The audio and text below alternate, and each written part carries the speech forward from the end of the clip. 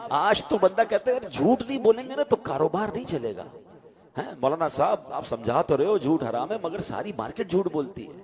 آج سود کا کام نہیں کریں گے تو کیسے؟ حضرت آپ کو نہیں پتا سود کا کام کریں گے نہیں تو ہمارا بلڈنگ ہی نہیں کھڑی ہو سکے گی, ہمارا امپائر ہی کھڑا نہیں ہوگا, ہمارا بزنس ہی یعنی ہمیں ایمان کا وہ کمزور لیول ہو گیا. بلکہ لوگ کہتے ہیں نماز پڑھنے دکان چھوڑ کے جاؤں گا تو کاروبار کیسے چلے گا.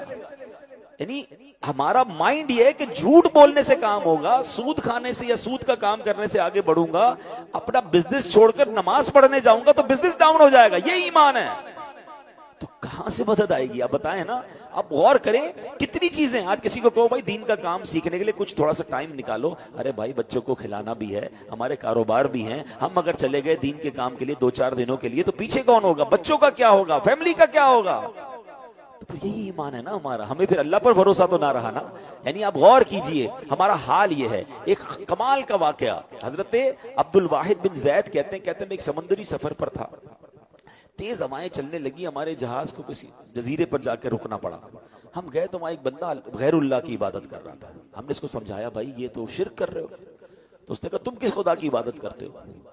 تو انہوں نے تفصیل بتائی کہ ہم اللہ کی عبادت کرتے ہیں, اللہ نے ایک رسول ہم پر بھیجے, انہوں نے ہمیں معجزات دکھائے, دلیلیں بتائیں, ہم ایمان لے آئے ان پر, اللہ کا پورا پیغام. انہوں نے کہا پھر ان رسول کا کیا ہوا؟ کہ جب اللہ کا پورا پیغام انہوں نے پہنچا دیا تو اللہ نے انہیں اپنے پاس بلا لیا. تو انہوں نے کہا کہ کوئی نشانی ہے تمہارے پاس تمہارے دین کی؟ تو کہا ہمارے پاس قرآن شریف تھا, ہم نے اس غیر مسلم کو قرآن شریف دکھایا. جب اس نے قرآن پڑھا تو وہ آنسوں سے رونے لگا. کہتا ہے کہ یہ تو اس ہستی کا کلام ہے, حق بنتا ہے کہ اس کی نافرمانی نہ کی جائے. اس بندے نے قرآن سنا اور اس کے بعد کلمہ پڑھ کر مسلمان ہو گیا. حضرت کہتے ہیں ہم نے اپنے جہاز میں سوار کر لیا کہ بیچارہ یہ بھی مسافر ہے. تو اب جب رات کا وقت آیا تو ہم سب سونے لگے. تو وہ کہتا ہے یہ بتاؤ جس خدا کا کلمہ پڑھایا ہے وہ سوتا ہے؟ تو کہا نہیں وہ تو نہیں سوتا. تو کیا کمال کی جواب دیا کہ ابھی تو تم نے مجھے مسلمان کیا, مجھے اللہ کے بارے میں بتایا ہے, تو یہ کتنی بری بات ہے مالک کے سامنے بندہ سویا رہے. مالک جاگ رہا ہے تو غلام کیسے سو سکتے؟ وید بھی ہے کہ ہم سارے سو گئے, وہ ساری رات عبادت کرتا رہا, ساری رات دعائیں کرتا رہا. جب ایک کنارہ آیا تو ہم نے اس کو کچھ پیسے دیے کہ پیسے لے لو, آپ اپنی زندگی کیسے گزارو گے؟ تو وہ کہتا ہے کہ بڑی عجیب بات ہے, جب میں اللہ کی پوجا نہیں کرتا تھا, غیر اللہ کو پوچھتا تھا تو مجھے وہ روزی دیتا تھا, اب تو میں مسلمان ہو گیا ہوں تو مجھے تمہارے پیسوں کی کیا ضرورت ہے, وہ مجھے بھوکا کیوں رکھے گا؟